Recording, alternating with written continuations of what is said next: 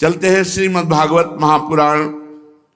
भगवान श्री कृष्णचंद्र जो महाराज मथुरा में विराजमान हैं, उद्धव जी पहुंच चुके हैं।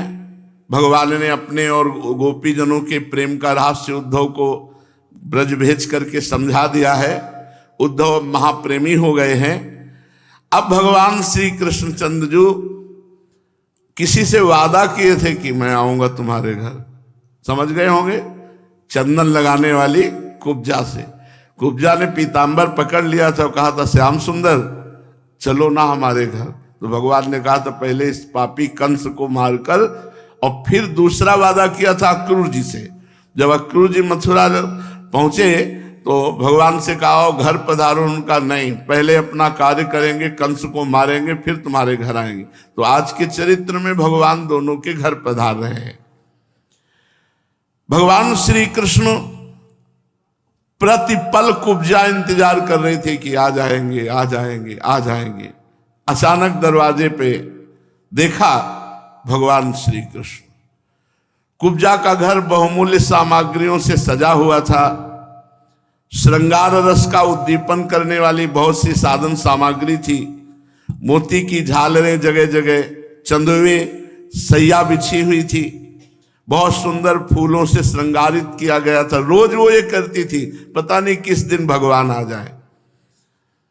दीपक की शिखाएं जगमगा रही थी और फूलों के हार, चंदन, भगवान को देखते ही हड़बड़ा गई कुब्जा और आसन से उठ खड़ी हुई और विधि पूर्वक भगवान का स्वागत सत्कार किया और भगवान को श्रेष्ठ आसन पर बैठाकर पूजन किया। भगवान श्री कृष्ण जी अपने साथ उद्धव जी को भी ले गए थे। उसने उद्धव जी का भी समुचित रीत से पूजन किया, परंतु वे उसके सम्मान के लिए उसका दिया हुआ आसन छूकर धरती पर बैठ गए। उद्धव जी बड़े ज्ञानी महात्मा हैं। अपने स्वामी या अपने श्रेष्ठ के सामने कभी आसन पे नहीं बैठना चाहिए, बड़ी हानि होती है। तो आसन जब श्रेष्ठ जगह मिले, अपने से बड़ों के द्वारा दिया हुआ आसन मिले, तो उस आसन को प्रणाम करना चाहिए और समेट कर रख देना चाहिए और ऐसे बैठना चाहिए। ऐसे ही जब करदम ऋषि के पास मनु, शतरूपा और देहूति जी पहुंची तो 3 आसन बिछा दिए। तो मनु जी तो प्रणाम करके उस पर विराजमान हुए, शतरूपा भी विराजमान हुई, लेकिन देहूति जी अपने प्राणाधार प्रीतम के द्वारा दिए हुए आसन पर नहीं बैठना चाहिए, इसलिए आसन को प्रणाम कर समेट कर जमीन में बैठी। ऐसे ही उद्धव जी, क्योंकि उनके स्वामी भगवान श्री कृष्ण विराजमान हैं, तो उनके सामने आसन पर बैठना उचित नहीं। ऐसे गुरुदेव के सामने आसन पर बैठना उचित नहीं। अब जैसे आसन दिए जाते, कोई भी संत आवे, तो कल हमने देखा कि बहुत अच्छे भजनानंदी संत, लाख प्रयास इन लोगों ने किया, उनका नहीं, आसन पे नहीं बैठे। एक महात्मा आते हैं, बहुत बुजुर्ग महात्मा, बड़े प्रसिद्ध महात्मा, वो कभी पहले नहीं घुसना चाहेंगे, वो लाइन में ही खड़े रहेंगे। जब उनसे कहे कि नहीं महाराज आप नहीं, जहां सिद्धांत है उस सिद्धांत से, और लाइन में होते होते होते वो आएंगे और जमीन में ऐसे बैठे साष्टांग दंडवत करके ऐसे, और महाराज जी आप बोले सिंहासनों की तो भीड़ लगी हुई है, खूब हम नाक तक छके हैं, बड़े बड़े सिंहासन, ये सुख कहाँ मिलेगा संत के सामने जमीन में बैठ। जबकि वो गुरुजन है, बड़ी अवस्था, बड़ी तपस्या, एक नारियल का केवल जल पीते हैं 24 घंटे में, एक नारियल का केवल जल 24 घंटे में पीते हैं, वर्षों हो गए, महान तपस्वी, और इतनी दैन्यता, इतनी सरल ये है। उद्धव जी महाराज आसन को छूकर प्रणाम करके अपने स्वामी के सामने आसन पर बैठना उचित नहीं है।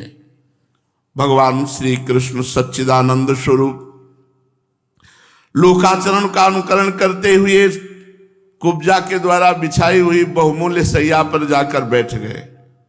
जमीन पर उद्धव जी बैठ गए। कुब्जा खूब श्रृंगार आदि करके और भगवान की तरफ लजीली चितवन से आकर भगवान के पास बैठ गई। भगवान श्याम सुंदर भी लीला बिहारी उसके सुशोभित मेहंदी और कंकण आदि से कर कमल को पाओ, कहा संकोच मत करो, बैठ जाओ, पास बैठा लिया। थोड़ी देर भगवान उससे बात करते रहे, अंगराग आदि उसने भगवान को अर्पित किया। कुब्जा भगवान से प्रेम नहीं करती, इसीलिए उसको दुर्भगा कहा है श्री सुखदेव जी ने। ठीक यही भाव प्रीतम भाव गोपी जनों का है, विश्व वंदनीय, ठीक प्रीतम भाव कुब्जा कर रहे, लेकिन प्रेम नहीं कर रहे, काम संतप्त हृदय है, वो भगवान से प्रेम नहीं कर रहे, काम संतप्त हृदय, इसीलिए परमहंस श्री सुखदेव जी ने इसे दुर्भगा कहा। और सही पूछो तो उसने भगवान को भगवान जाना ही नहीं, केवल एक उत्तम सुंदर पुरुष मान करके काम संतप्त हुई, इसी परम तो उसका परम कल्याण हुआ, पर हमारे भक्तों की प्रेमियों की सभा में उसका नाम नहीं लिया जाता। शूर्पणखा काम भाव से संतप्त होकर भगवान को केवल उत्तम पुरुष मान करके, भगवान ने फिर तुम्हारी दृष्टि ठीक नहीं है, तो इसलिए उत्तम पुरुष तो भगवान है ही और सबके प्राणपति भगवान है ही, लेकिन प्रेम पूर्वक यदि भगवान का आराधन किया जाए तो वो कांता भाव की पूर्ति करते हैं, लेकिन ये केवल काम संतप्त है, इसीलिए दुर्भगा कहा। सौभाग्य तो मिला पर दुर्भगा कहा श्री सुखदेव जी ने।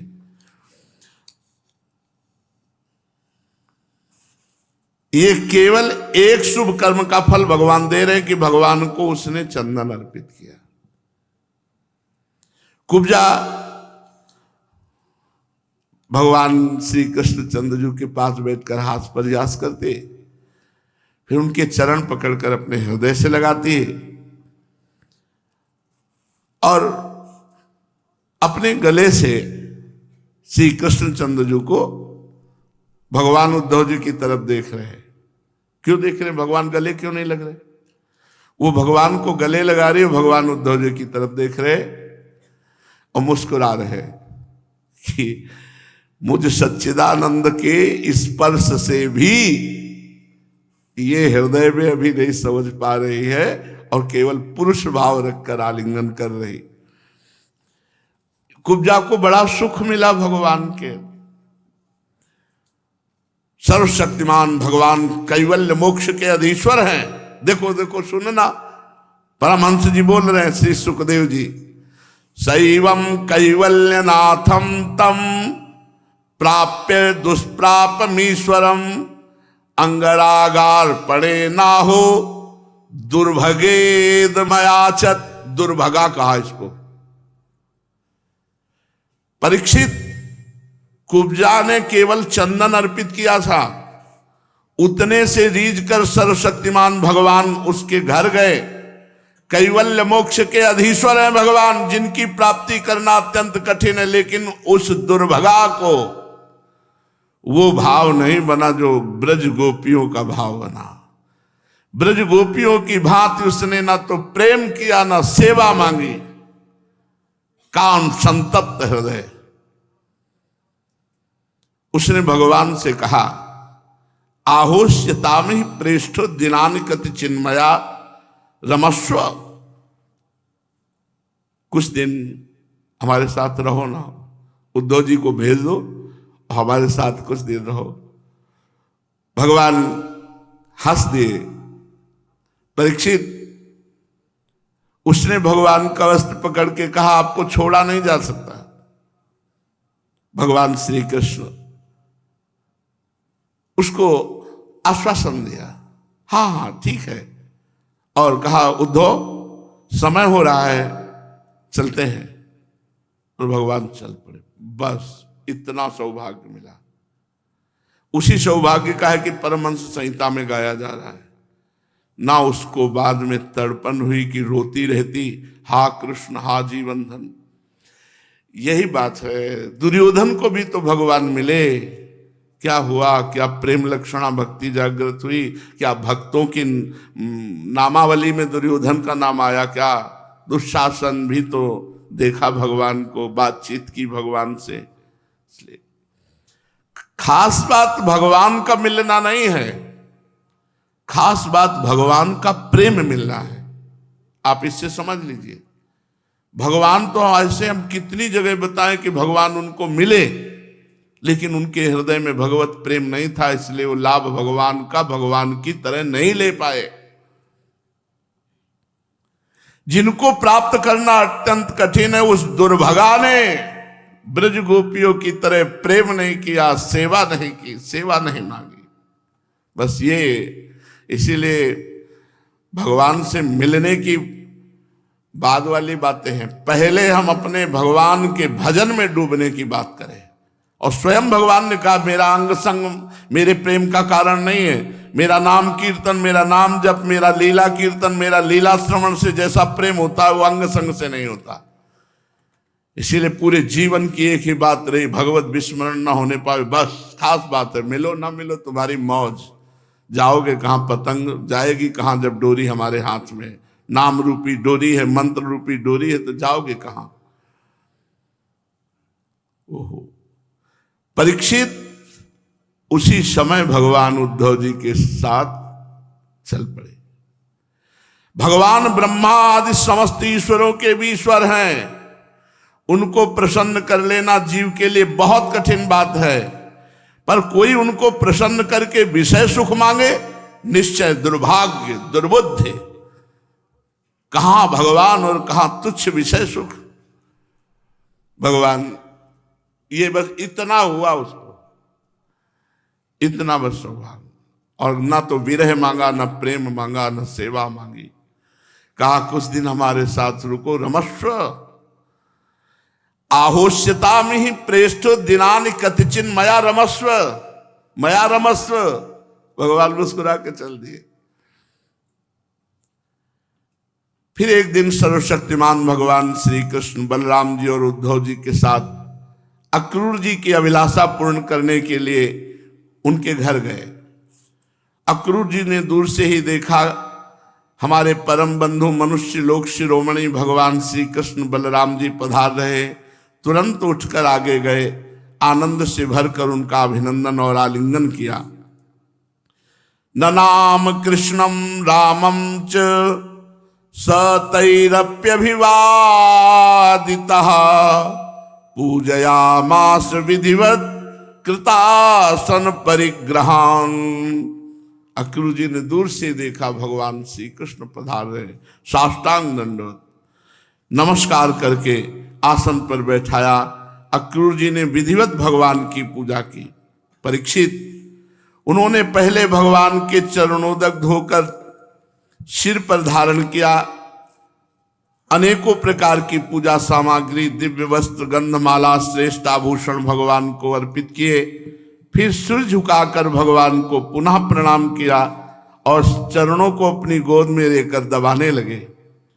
उसी समय उन्होंने विनयावनत होकर भगवान श्री कृष्ण और बलराम जी से कहा, भगवान ये बड़े आनंद और सौभाग्य की बात है, पापी कंस अपने अनुयायियों के साथ मारा गया। उसे मारकर आप दोनों ने यदुवंश को बहुत बड़े संकट से बचा लिया, उन्नत और समृद्ध किया। आप दोनों जगत के कारण और जगत रूप आदि पुरुष हैं। आपके अतिरिक्त और कोई वस्तु नहीं है, न कारण न तो कार्य। हे परमात्मन, आपने ही अपनी शक्ति से इसकी रचना की है। आप ही अपनी काल माया आदि शक्तियों से इसमें प्रविष्ट होकर जितनी भी वस्तुएं देखी सुनी जा रही हैं, आप ही माया का पर्दा ओढ़ करके विराजमान हैं। बस यही बात किसी सूझ वाली आंख ने पहचान की, कण कण में झांकी भगवान की। प्रभु पृथ्वी आदि कारण तत्वों से उनके कार्य स्थावर जंगम शरीर बनते हैं। वे उनमें अनुप्रविष्ट से होकर अनेक रूपों में प्रतीत होते हैं, परंतु वास्तव में वे कारण रूप हैं। इसी प्रकार ये सारा जगत प्रतीत हो रहा है अलग अलग, स्त्री पुरुष जड़ चैतन्य पापी पुण्यात्मा, पर सब में हे परमात्मा आप ही विराजमान हो। ये खास बात है। सनातन भगवान है, और हर जीव सनातन है। गीता में भगवान जी कह रहे ममैवांशो जीवलोके जीवभूतः सनातनः।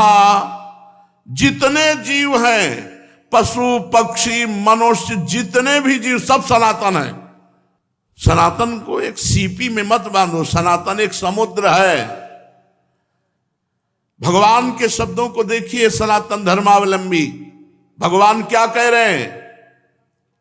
ममैवांशो जीवलोके जीवभूता सनातनः। मेरा अंश जीव समस्त भूतों में जो विराजमान है अंश, वो सब सनातन है। पृथ्वी सनातन, जल सनातन, वायु सनातन, अग्नि सनातन, आकाश सनातन, और जितने भी चराचर जीव है सब सनातन। इसलिए सनातन किसी और कुछ है ही नहीं। भगवान कह रहे हैं, तीसरी बार कह रहा हूं, ममैवांशो, मेरा अंश। कौन? ये चराचर जगत जितना भी पंचभूतों में और अपने अंशों में विराजमान जीव है सब सनातन है। ममैवांशो जीवलोके जीवभूता सनातनः। जीव और पंचभूत ये सब सनातन है। अब बताओ कौन नहीं है सनातनी? हम किसका विरोध करें? उमाजे राम चरण रत विगत काम मद को निज प्रभु में देखें जगत के ऐसन करें विरोध। एक जगह तो भगवत तत्व को समझो कि सर्वत्र श्री कृष्ण से बढ़कर कोई सनातन है? श्री कृष्ण से बढ़कर कोई सनातन है? और वो कह रहे हैं मत्ता पर तरम नान्यत किंचिदस्ति धनंजय, मेरे सिवा कोई नहीं तो सब सनातन। सनातन अगाध समुद्र जैसे आकाश, ऐसे सनातन। हे प्रभु, आप ही सब रूपों में व्याप्त हो।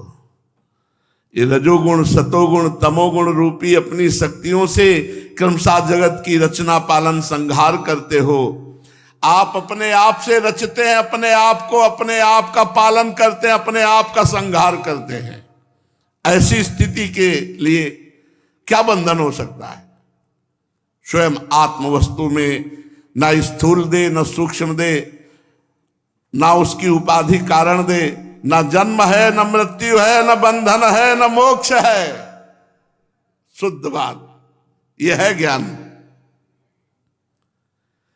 आप आत्मस्वरूप में न स्थूल दे, न सूक्ष्म दे, न कारण दे, न जन्म है, न मृत्यु है, न बंधन है, न मोक्ष है। ये बंधन जैसे कल्पना है, ऐसे मोक्ष भी कल्पना है।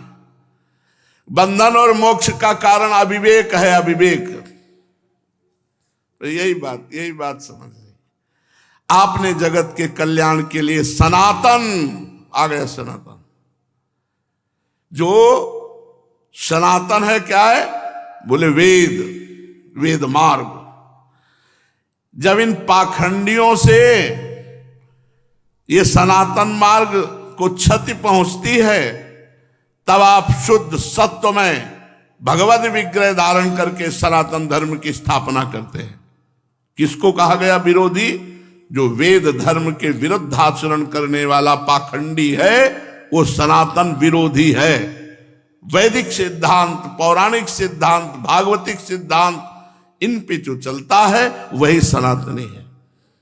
प्रभु, आप इस समय अपने अंश बलराम जी के साथ पृथ्वी का भार दूर करने के लिए वसुदेव जी के घर प्रकट हुए हैं। आप असुरों के अंश से उत्पन्न नाम मात्र के शासकों की अक्षोणी सेना का संहार, 100 अक्षोणी सेना का संहार करके अपने यश का विस्तार करेंगे। हे इंद्रियातीत परमात्मन, सारे देवता पितर भूतगण और राजा आपकी मूर्ति हैं। हे प्रभु, आपके चरण धोवन से गंगा जी प्रकट होकर तीनों लोकों को पावन कर रहे हैं, अलकनंदा, मंदाकिनी, भागीरथी रूप में। आप सारे जगत के पिता हैं। सब सनातनी। बाप सनातनी तो बेटा कौन होगा? सनातनी तो होंगे। आप सारे जगत के पिता हैं। श्री कृष्ण सारे जगत के पिता हैं, सारे जगत के गुरु हैं। वंदे कृष्णम जगत गुरुम, तो सब चेला, सब पुत्र। वही आज आप हमारे घर पधारे, इसमें संदेह नहीं कि आज हमारे घर धन्य धन्य हो गए, हमारे सौभाग्य की सीमा न रही।